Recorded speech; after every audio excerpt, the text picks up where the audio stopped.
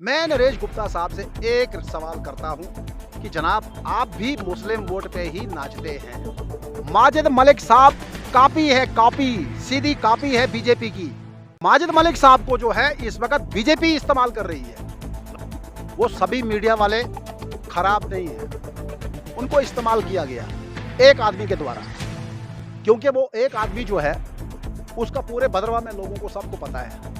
यहाँ पे आप जैसे मीडिया कर्मी भी हैं जो आप कांग्रेस का भी इंटरव्यू लेते हो, आप नेशनल कॉन्फ्रेंस का भी लेते हो, बीजेपी का लेते हो, किसी सोशल वर्कर का, एक्टिविस्ट का, एनजीओज का आप लेते हो। हमें किसी से फर्क नहीं पड़ता, कोई बाईकाट करता है कर ले। जैसे गोदी मीडिया है वैसे वो भी किसी एक पार्टी के मतलब की मीडिया है। और आज उनको मैं कहना चाहता हूँ, वो बोले ना जरा आज़ाद साहब को आज कि आपने जो परसों बयान दिया भद्रवाह के हवाले से, जरा पूछें उनसे जाके कि आपने क्यों ये बयान दिया, जरा पूछें। तो वो एक पार्टी का मतलब कि वो करते हैं, प्रचार करते हैं, उससे हमें कोई फर्क नहीं पड़ता है।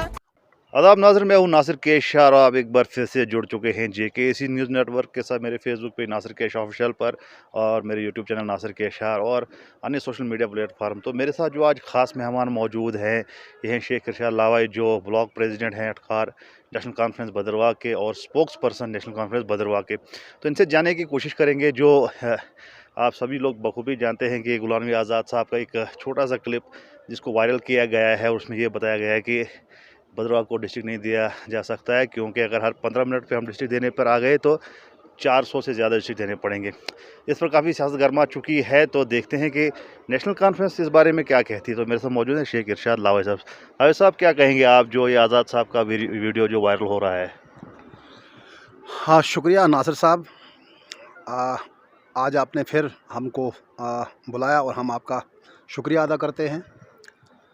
जहाँ तक आज़ाद साहब का जो बयान पीछे कुछ दिनों से सोशल मीडिया पे वायरल हो रहा है, वाकई में अगर देखा जाए तो इस बयान से भद्रवाह के लोगों को बहुत बड़ा झटका एक लगा है। झटका इस लिहाज से लगा है कि वो गुलाम नबी आज़ाद साहब जो भद्रवाह के दिलों की धड़कन थी, जिससे बग़ैर किसी मज़हब व मिलत लोग प्यार करते थे, और उसके मुंह से भद्रवाह के लिए ये अल्फाज निकलना कि अगर हम हर 15 मिनट के रास्ते पे डिस्ट्रिक्ट दें तो फिर 400 डिस्ट्रिक्ट हमको देने पड़ते हैं। फ़िलहाल तो मैं आज़ाद साहब के इस बयान से बहुत खुद ज़ाती तौर पे मतलब कि बहुत दुखी हुआ हूँ। और पूरा भद्रवाह जो हम इन 4 दिनों में देख रहे हैं कि बहुत दुखी हैं सभी लोग, क्योंकि पहली बात तो आज़ाद साहब तो आज डिस्ट्रिक्ट दे ही नहीं सकते हैं। तो उन्होंने कहाँ देना है आज? जब उनको देना था तो तब तो उन्होंने नहीं दिया। और जबकि उन्होंने जब पहले हदबंदी कमीशन जिस दिन ब्लॉक और तहसील यहाँ पे हमारे खिता चनाब में दी गई, बल्कि जम्मू कश्मीर में दी गई, तो लोग समझदार हैं, खुद भद्रवाह के लोग काफ़ी समझदार हैं। भद्रवाह के लोगों को भी उस वक़्त बहुत ज़बरदस्त ये था कि हमारे अटखार एरिया को ब्लॉक का दर्जा दिया जाएगा, तहसील का दर्जा दिया जाएगा। इसके साथ साथ हमारा चिंता का एरिया जो है उसको भी ब्लॉक और तहसील का दर्जा दिया जाएगा। लेकिन बदकिस्मती की बात, उस वक़्त भी हमारे अटखार को और चिंता इलाका को जो है इग्नोर किया गया, उसको नहीं लाया गया उस ज़ुमरे में। एक बहला जो बहला बहुत अरसा दराज से डिमांड करता था ब्लॉक की, तो उनको चलो मिला, तहसील मिली। तमाम भद्रवाह के लोग खुश हुए कि चलो बहला को जो है ब्लॉक का दर्जा दिया गया। उसके बरक्स अगर आप देखें कि भद्रवाह की सबसे पुरानी तहसील, जिसका कभी इतना बड़ा एरिया था, उसमें सिर्फ 2 तहसीलें हैं। और जो एरिया भद्रवाह की तहसील के साथ था, भलेस वगैरह जो जितना भी था, उसको क्या कहते हैं देखिए आप, ठाठरी, नीचे ठाठरी है, ऊपर सामने फिक्सू जिसको बोलते हैं, वहाँ पे तहसील दी गई। कितनी तहसीलें? मेरे ख्याल में 6 तहसीलें, 6 ब्लॉक वहाँ पे नए क्रिएट किए गए। लेकिन भद्रवाह में अटखार और जो चिंता है जो हमारा है, वो क्या कहते हैं इग्नोर किया गया। इससे हम बिल्कुल ज़बरदस्त आज़ाद साहब के इस बयान से, ख़ास करके कि डिस्ट्रिक्ट के मसले पे जो उन्होंने परसों अपना बयान दिया है, उन्होंने अपनी अंदर दिल की जो छुपी हुई बात जो कभी वो बोल नहीं पाते थे, आज उन्होंने ज़ाहिर कर दिया कि मुझे भद्रवाह के लोगों के साथ कितनी हमदर्दी है। हमें याद है जब यहाँ पे चेयरपर्सन सोनिया गांधी जी यहाँ पे आई थी, तो इन्हीं कांग्रेसियों ने उसके पास जब उन्होंने कहा कि बोलिए क्या चाहिए आपको भद्रवाह के लिए, तो इन्होंने कहा कि हमको राशन चाहिए, फ्री राशन चाहिए। अरे भाई, फ्री राशन जो है, आप भूखे मरने वालों में से नहीं, भद्रवाह में कोई भूखा नहीं मरता है, लेकिन आपने कोई ऐसी चीज़ मांगनी थी जिससे यहाँ का रोज़गार जो बढ़ता, जो हमारे बच्चे यहाँ पे पढ़े लिखे बच्चे हैं वो कहीं एडजस्ट होते। तो इन्होंने वही किया है, ठेकेदारी सिस्टम और अपना रिश्तेदार जो है उनको यहाँ पे इनकरेज किया है, बाकी कुछ भी नहीं यहाँ पे। तो लावे साहब, आपने तो बोला कि ऐसे-ऐसे कांग्रेस ने ऐसे-ऐसे नहीं किया है। लेकिन ऐसा भी तो है ना, गुलाम नबी आज़ाद ने कुछ ना कुछ तो किया होगा भद्रवाह के लिए। क्या आप हर चीज़ को नकारते हैं कि कुछ ना कुछ एप्रिशिएट भी करेंगे कि जो गुलाम नबी आज़ाद साहब ने भद्रवाह के लिए किया? देखिए, एप्रिशिएट हम ये करते हैं कि जो शहर हमारा टोन, भद्रवाह हमारी शान है, गाँव वालों की शान है भद्रवाह। भद्रवाह का जितना पेरीफेरी एरिया है, ये टोन जो है भद्रवाह, ये हमारी शान है गाँव वालों की। क्योंकि कोई भी चीज़ हवा जाती है तो शहर से जाती है, और शहर को ही आपने हैंडीकैप कर दिया, ये दिया गुलाम नबी आज़ाद साहब ने। क्योंकि यूनिवर्सिटी में ज़मीनें ली, ज़मींदार लेस कर दिए गए, ठीक है? उसके बाद यहाँ पे अस्पताल जो था, यहाँ का सब डिस्ट्रिक्ट अस्पताल, उसको यहाँ से उठा के वहाँ डंडी में बनाया गया। क्योंकि अटखार वाला जो आता था 10 रुपए दे के, वो सीधा अस्पताल में पहुँचता था। उसको कहीं मतलब कि पैसा खर्चना नहीं पड़ता था। चिंता वाला आता था 10 रुपए दे के, नीचे वाला आता था 10 रुपए दे के, और इस वक़्त जो है अटखार के आदमी को 150 रुपए अस्पताल पे तक देना पड़ता है, और चिंता वाले को 200 रुपए अस्पताल तक देना पड़ता है। ये आज़ाद साहब ने किया। उसके बाद टूरिज़्म में जितने भी यहाँ पे जो टूरिज़्म जिस पे वो ज़्यादा यहाँ पे कहते हैं कि मैंने बहुत कुछ दिया, उन्होंने दिया, लेकिन उनको भी ये चीज़ नहीं भूलनी चाहिए कि 67 हज़ार वोट जो है, रिकॉर्ड तोड़ वोट हमने आज़ाद साहब को दिया। 67 हज़ार के बदले अगर तोला जाए तो आज़ाद साहब ने यहाँ पे कुछ नहीं दिया है। इसलिए जब वो यहाँ से सीएम की कुर्सी से नीचे उतारे गए पीडीपी के द्वारा, तो उन्होंने अपनी आखिरी तकरीर में ये कहा कि मैंने अपनी कॉन्स्टिट्यूंसी में एक एसपीओ तक नहीं लगाया है। आज़ाद साहब, किसको बेवकूफ़ बनाते हो? आपने भले इसमें 2 भर्तियाँ कराई, 3 भर्तियाँ कराई, और भद्रवाह को आपने इग्नोर किया, ठीक है? आपने यहाँ पे टूरिज़्म में जो लड़के लगे थे, उनको आपने निकाल के बाहर कर दिया। आपने यूनिवर्सिटी में किश्तवाड़ से भले से अपने रिलेटिव रिश्तेदार जो है, वो यहाँ पे यूनिवर्सिटी में लगाए। यहाँ भद्रवाह का कौन उस यूनिवर्सिटी में लगा हुआ है? ये आज़ाद साहब ने यहाँ पे दिया। तो हम कैसे माने कि आज़ाद साहब ने यहाँ पे दिया? अगर जो दिया भी है तो वो 67 हज़ार के बदले उन्होंने 67 हज़ार पूरे वो वोट भी नहीं होते हैं, उससे कम ही 30 हज़ार के लायक जो है उन्होंने यहाँ पे काम किया। रिसेंटली मैंने एक इंटरव्यू किया था, नरेश गुप्ता जो एक्स एमएलसी हैं कांग्रेस के, उन्होंने भी काफ़ी आप पर टिप्पणियाँ की कि एनसी जो है एग्जिस्ट नहीं करती, खाली नाच रहे हैं, तो ग्राउंड पे कुछ नहीं है। क्या कहेंगे उस पर आप? हाँ, देखिए, नरेश गुप्ता साहब जो हैं, हमारे बड़े भाई हैं, मैं उनकी बहुत रिस्पेक्ट करता हूँ। एक अच्छे लॉयर हैं, एक अच्छे पॉलिटिशियन हैं, लेकिन उनकी बातों से मैं कुछ थोड़ा-सा खफ़ा हुआ हूँ। खफ़ा इस लिहाज़ से कि उन्होंने एक चीज़ हमको कहा कि वो एडजस्ट नहीं करते हैं यहाँ पे। ठीक है, आज तक हम पीछे मानते हैं कि हम एडजस्ट नहीं करते थे, क्योंकि नेशनल कॉन्फ्रेंस कभी यहाँ से जीती ही नहीं।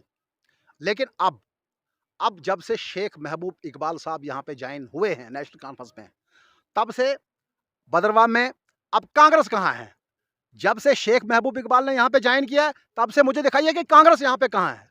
कांग्रेस का तो नामो-निशान यहाँ पे नहीं है। कांग्रेस के अपने दड़ाबंदी यहाँ पे है, एक दूसरे को ये पसंद नहीं करते हैं। इनके काउंसलर 4 काउंसलर जो है कांग्रेस छोड़ के भाग गए अपनी पार्टी में। तो कहाँ है कांग्रेस? कांग्रेस का तो मैं समझता ही नहीं हूँ कि यहाँ पे कांग्रेस कहीं है। रहा गुप्ता साहब का सवाल, गुप्ता साहब से मैं एक चीज़ साफ-साफ अल्फाज में कहना चाहता हूँ कि गुप्ता साहब 9 साल एमएलसी-शिप उन्होंने की। पहले 5 साल में उनको 1.5 करोड़ रुपए आता था सीडीएफ, वो 7.5 करोड़ रुपए होता है। फिर लास्ट के 3 साल जो वो रहे, 9 करोड़ आया। तो टोटल कितना बना ये? 16.5 करोड़, 17 करोड़ रुपए जो बना। मैं नरेश गुप्ता साहब से एक सवाल करता हूँ कि जनाब, आप भी मुस्लिम वोट पे ही नाचते हैं। वो इसलिए कि मैं अब पूछता हूँ कि आप हिंदू कम्युनिटी में जो भद्रवाह की है, वहाँ तो आप जा नहीं सकते, ना आपकी कोई बात वहाँ पे सुनता है। आप मुस्लिम वोट को ही मतलब कि नज़र रखते हैं। और इसी बात पे मैं आपसे एक क्वेश्चन पूछना चाहता हूँ।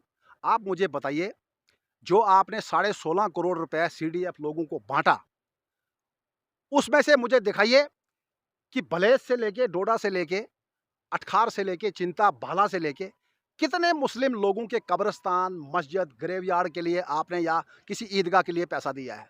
मुझे ज़रा इस चीज़ की लिस्ट दीजिए, मुझे ज़रा लिस्ट दीजिए। और आपके ही कांग्रेसी जो हैं, वही कहते थे कि वहाँ जी कुछ देना पड़ता है तो फिर जाके मतलब कि वहाँ पे फंड्स मतलब कि मिलती है। ये आपके कांग्रेसी कहते थे, ना हमने आपसे लिया, ना हमसे आपने कहा, लेकिन आपके ही कांग्रेसी लोग जो हैं कहते थे कि वहाँ पे परसेंटेज चलती है। तो गुप्ता साहब, आपने साढ़े 16 करोड़ रुपया 9 साल आपने एमएलसी-शिप एंटरटेन की। आपको मैं एक चैलेंज देता हूँ कि आप भदरवा में इस वक़्त जो है, आप एक ऐसा जलसा कीजिए जिसमें आप 500 लोग जमा करके दिखाइए मुझे, ₹500 अपने नाम पे, अपने नाम पे। आपने आज़ाद साहब के नाम पे कम्युनिटी हॉल में जलसा किया, आपने सुरूर से लोग लाए, आपने डोडा से लोग लाए, आपके भदरवा के टोन के कोई भी आदमी यहाँ पे नहीं थे, ठीक है? परसों मैं इनके किसी ओहदेदार का इंटरव्यू सुन रहा था कि भदरवा के बहुत यहाँ पे जी यूथ था। कौन था मुझे दिखाइए, आपके पास फ़ोटोग्राफ हैं, आप स्क्रीन को क्लोज़ करके दिखाइए हमें, भदरवा के कितने लोग शहर के यहाँ पे मोअज़्ज़ीन यहाँ पे थे। देखिए, शहर जो है भदरवा शहर जो है, भदरवा शहर का पूरा बच्चा, पूरे सीनियर सिटीज़न जितने भी यहाँ पे हैं, वो सारे शेख महबूब इकबाल के साथ हैं। और शेख महबूब इकबाल ने यहाँ पे नेशनल कॉन्फ्रेंस में एक सैलाब लाया है। हर कोने से, हर जगह से न शेख महबूब इकबाल को जो है जॉइन लोग कर रहे हैं। और हम लोगों से एक इल्तिजा करते हैं, लोगों से एक अपील करते हैं। देखिए मेरी बात सुनिए, नेशनल कॉन्फ्रेंस ने यहाँ पे ना जीते हुए भी भदरवा के तमाम भदरवा को जो है नौकरियां फराहम की थी।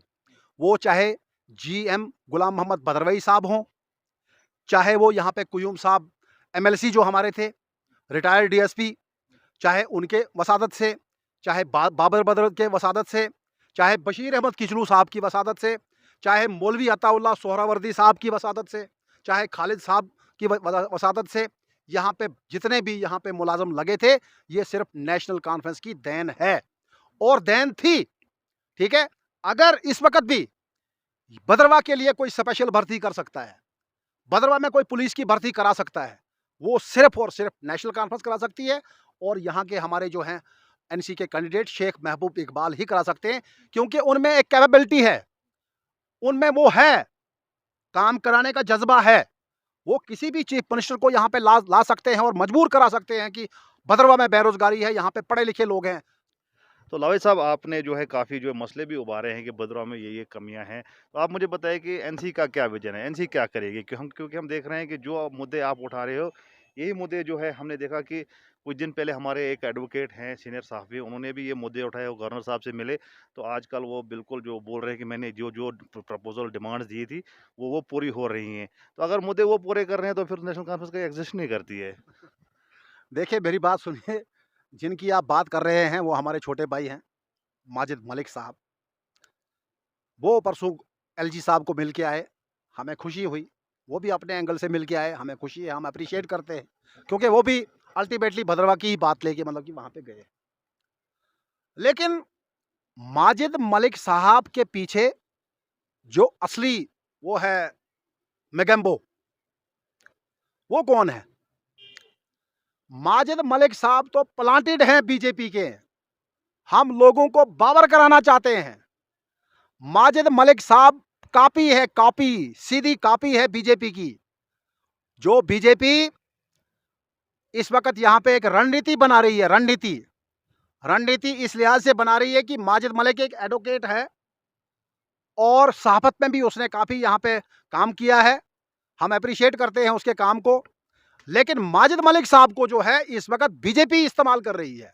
लावेद साहब, इतना अच्छा काम कर रहे हैं, लोगों को एप्रिशिएट कर रहे हैं, भदरवा के इश्यूज उठा रहे हैं मलिक साहब, तो आप तो एकदम से उनको जो है प्लांटेड बता रहे हैं, तो आप किस बिना पे उनको ऐसा बता रहे हैं? देखिए मेरी बात सुनिए, मैं सीधा-सीधा कहना चाहता हूं कि माजिद मलिक साहब जो हैं, उन्होंने वकालत की है या कर रहे हैं। माजिद मलिक एक उर्दू बोलने वाले एक आदमी हैं। क्या उनकी भाषा से आपको नहीं लगता है कि वो रात को क्या कहते हैं बीजेपी के मंत्रियों के पास या बीजेपी के लीडरों के पास होते हैं और रात को जो वो पढ़ते हैं, सुबह वही प्रचार जो है यहाँ हिंदी भाषा में जो है वो वहाँ पे कैमरे के सामने या पब्लिक के सामने जो क्या कहते हैं वो करते हैं। वहाँ से हमको पूरा अंदाज़ा होता है कि वो बीजेपी के प्लांटेड आदमी हैं।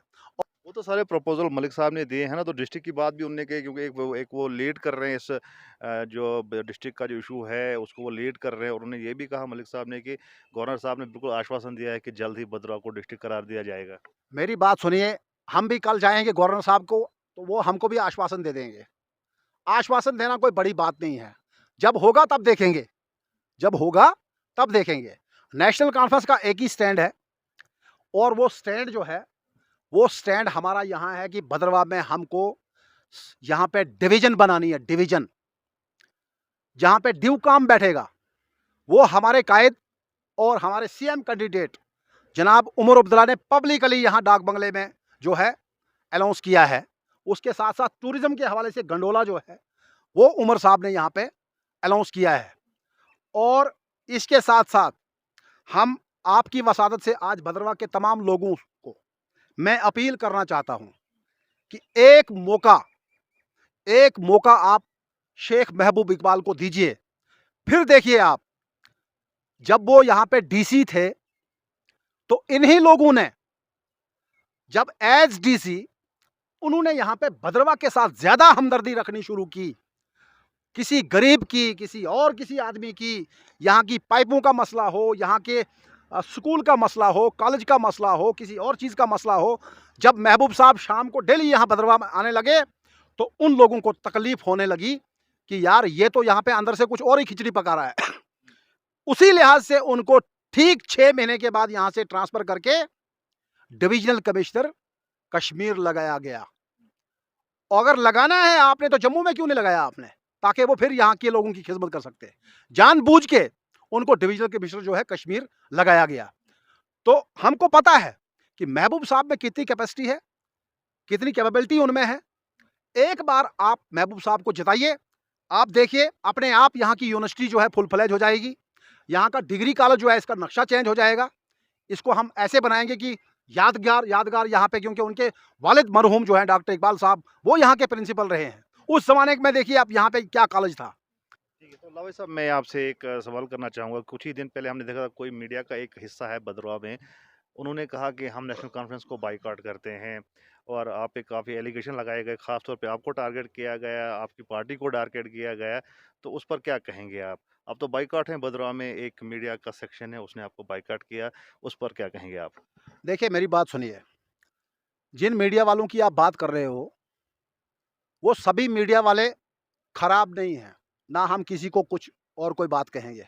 वो सब लोग जो हैं, उनको इस्तेमाल किया गया एक आदमी के द्वारा, क्योंकि वो एक आदमी जो है, उसका पूरे भद्रवाह में लोगों को सबको पता है कि वो किस टाइप का आदमी है, उसने क्या इस वक़्त तक मतलब यहाँ भद्रवाह के लिए क्या किया है, ठीक है? हम उस बात पे नहीं जाएँगे, ब पीछे रहा उनका अपना डिसीजन है। अगर उन्होंने बायकॉट किया तो ठीक है, अच्छी बात है। उन्होंने बायकॉट किया तो कोई बात नहीं, हमने तो अपना हाथ पैर मारना है। यहाँ पे आप जैसे मीडिया कर्मी भी हैं, जो आप कांग्रेस का भी इंटरव्यू लेते हो, आप नेशनल कॉन्फ्रेंस का भी लेते हो, बीजेपी का लेते हो, किसी सोशल वर्कर का, एक्टिविस्ट का, एनजीओज़ का आप लेते हो। हम आपसे अपना काम लेंगे। अगर आप भी कल ऐसा ही करेंगे तो हम किसी दूसरे को बुलाएँगे, या आपके जो ऊपर जो बैठे हुए हैं, हम उनसे बात करेंगे। गुलिस्तान का कोई ऊपर अगर है तो उससे हम बात करेंगे, कोई दूसरे चैनल का कोई है तो उससे हम बात करेंगे। उन ऊपर हम बात करेंगे कि मसला क्या है। हमें किसी से फ़र्क नहीं पड़ता, कोई बायकॉट करता है कर ले, नहीं करता है तो तब भी हम वेलकम करते हैं सबका, ठीक है?